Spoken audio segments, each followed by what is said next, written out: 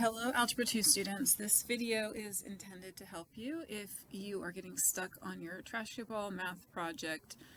The first thing you have to do is collect your data, and hopefully you've already collected that in class, but if you haven't, you can follow these directions.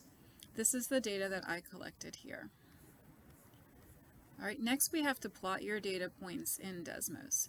So I did already plot them, but if I hadn't plotted them yet, I would go into Desmos and add a table. So hit the plus and add a table, and I'll just enter my table there. I did do that here. Now, when you plot your points, sometimes you might not see all of your points, and you'll see that there's a little zoom fit magnifying glass over here, so you can click on that one, and it gives you just the best window for your points. You also want to label your axes, and so you can go up here to the wrench for graph settings, and you'll be able to label your x-axis and your y-axis. So if you haven't done that yet, pause the video and get that done. Alright, so next we have to get some information into the project. We need to use this equation. Sometimes copying and pasting does not work well, but this is what we're going to put into Desmos to find the equation for the exponential curve of best fit. Now when you write it, you don't use the tilde instead of equals, you don't use the 1 that we use in Desmos. This is just the language we use to communicate with Desmos, but this is really the format that we're using right here. So this equation, you want to type that into Desmos, and I have it right here. And it's going to give you a curve of best fit. And let's go back and see what I need to get into. I need the equation, a link to the graph, and a picture of the graph. So the easiest way to do the equation is to copy the format down here. And then we'll replace A, B, and K. It says to round values to 3 decimal places. So going back, this one, I'm going to put the numbers in first and then I'll round them into 3 decimal places. I'm going to copy that one and replace the A. And then get my B number.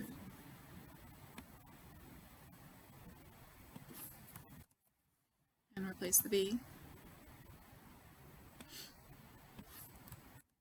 And then my K.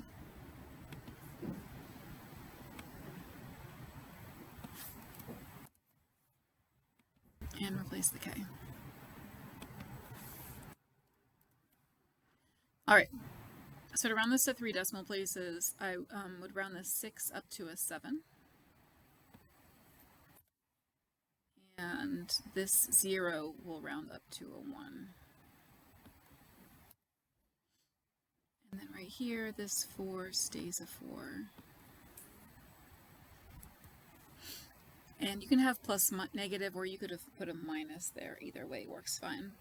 A link to the graph. So to get the link to the graph, the first thing I'm going to do is save my graph. And you can, when you first save, it's going to ask you to name it. And you'll have to be logged in order to save. But then, whenever you need to get back to your graph, you can go over here. Okay.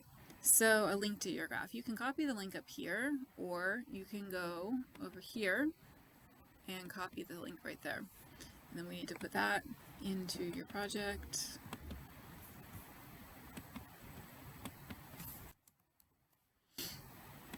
And if it doesn't highlight for you, that means the link's not live. It would be nice to make the link live for your teacher, so just highlight it and go up here to the link, insert link. Now for a picture of the graph, you can use snipping tool if you want, but you can also go over here to export image, and then instead of downloading it, just right click on the picture and then you can copy it. And we'll put that into the project right here.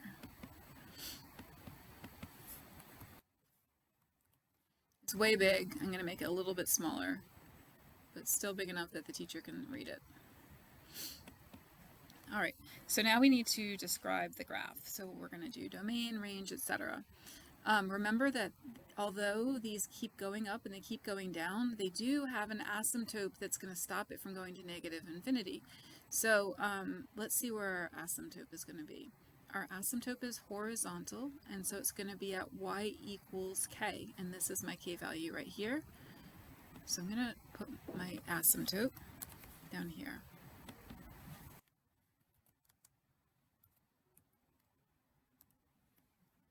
And there's a negative in front there. It's hard to see, so I'm separating it from the equals. And then I'm going to actually put that equation into my graph so I can see a little bit better what my domain and range might be.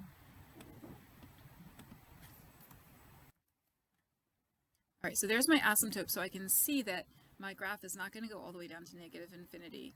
My range does go from negative infinity to positive infinity, and so I'm going to go in here, and my domain is going to be parentheses, negative, and you can go to insert special characters and just start typing infinity, and we'll come up. So I have negative infinity, comma, positive infinity. I'm just going to copy that symbol and use it again.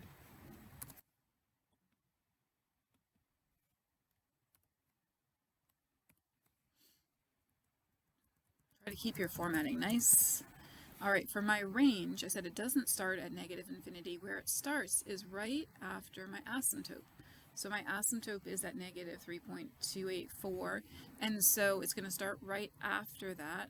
So I'm going to use the parentheses to say not including that number. So my range starts right after negative 3.284, and it goes up to positive infinity.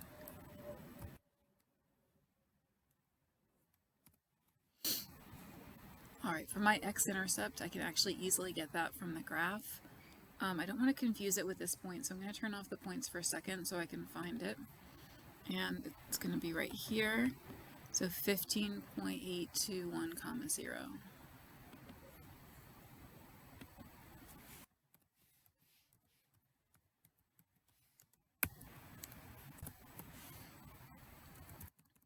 And then for my y-intercept, I'm going to do the same thing. Here's my y-intercept, 0, comma 13.872.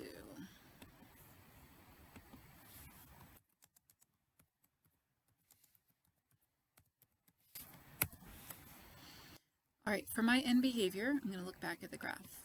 As x goes to positive infinity, my y is getting closer and closer to my asymptote. And as x goes to negative infinity, my y is going to positive infinity. I'm going to pause the video for a minute while I type that in. Okay, and so I think I have everything now, just double checking. Yeah, it looks good. All right, what does the y-intercept represent in this situation? So I'm going back to my Desmos now. So here's my y-intercept, and the 0 is an x value. So the 0 will represent the feet from the basket. So when I am 0 feet from the basket, I would make 13.872 shots out of 10. Now, first of all, I can't make more than 10 shots, right? And even if I could make more than 10 shots, I can't make a fraction of a shot. So the first thing I would have done is round this to 14, but then I realized I really can't make any more shots than 10. So I'm going to explain all that down here.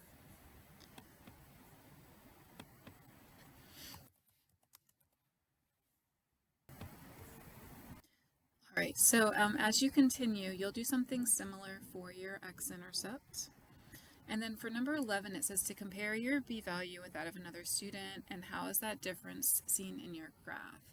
Now, if you decide that you are doing this at home and you don't have another student to compare with, you can just look and see what the different b-values would do to your graph. So we'll go back here. And we'll see, did I type this one in yet? I haven't. So I'm going to type in my equation. So we'll see what happens. What if I made this bigger, like 1.9? All right, it actually reflected with the 1.9, but it's probably not going to be that big. What if I made it smaller, like 0.501? All right, so if it was 0.501, I would be getting worse more quickly at making baskets, because you see I would be getting fewer and fewer more quickly, and I would zero out much more quickly at only like 2.392 feet from the basket, whereas here I zeroed out over here at 15.821 feet from the basket. So if my B value were lower, I probably would have been doing worse. Let's see.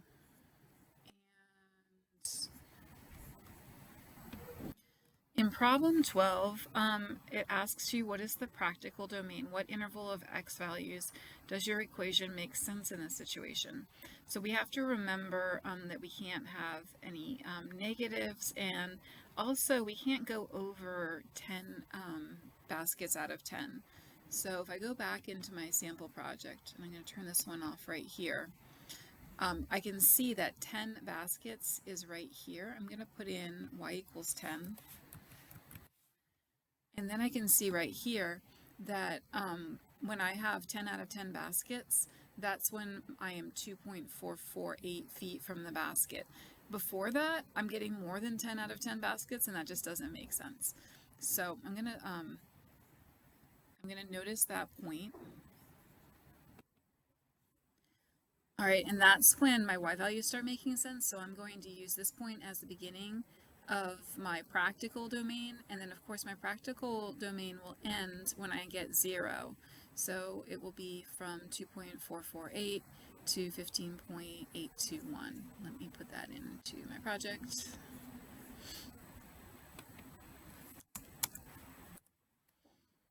All right, and then you will have to determine for yourself if your points seem to fit exponential, linear, or quadratic. For mine, I had all these different regressions in here. I will show you that's my linear and that's my quadratic. Let me turn this one off. And let me turn this one off. Okay, so you can see my points, and I think I need to turn the color back on my points. My points did look pretty close. They definitely are curved, but they look pretty close to both the exponential and the quadratic. But look at what happens with the quadratic. The quadratic, it goes all the way back up like this, which is not going to happen. As I get farther and farther from the basket, my shooting is not going to magically get better. All right, so 14, I have all the work laid out for you right here. If you stood 13 feet away from the basket, you would substitute 13 for your x value.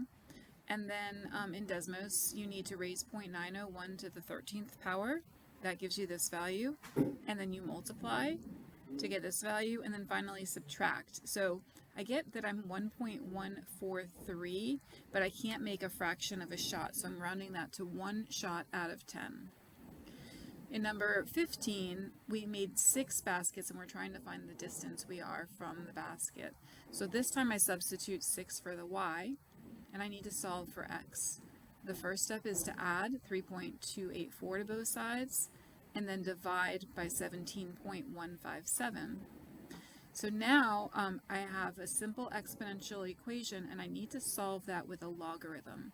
So you can rewrite this exponential as a logarithm, and then you can put this in Desmos to find that you are about 5.893 feet from the basket.